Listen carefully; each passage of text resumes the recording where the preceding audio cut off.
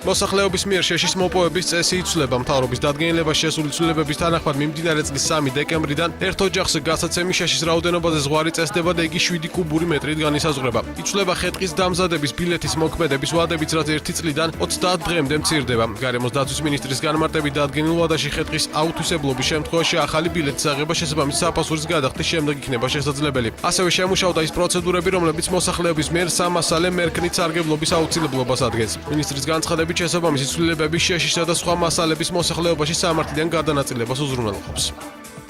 2011 წლიდან სათბობ შეშაზე დაწესებული ზღვრული მოცულობების მოშლამ გამოიწვია ის, რომ გარკვეულ ჯგუფებს ან ერთ პიროვნებას შეძლო მთლიანად შეესყიდა გამოყოფილი ტყეკაფი მთლიანი მოცულობა და შეეძლო შემდეგ მისი რეალიზაცია გასხვისება.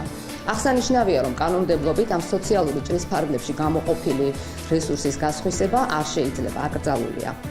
გარდა ამისა, რადგან ერთ ადამიანს ან ჯგუფს შეეძლო მთლიანად ამ რესურსის შესყიდვა, უბრალოდ ბილეთის შეძენა და შესაბამისად მისი მოჭრა, ადგილობრივი მოსახლეობის დიდი ნაწილი რჩებოდა პირადი მოხმარებისთვის საჭირო მერქნული რესურსის ლეგალურად მოპოვების შესაძლებლობის გარეშე.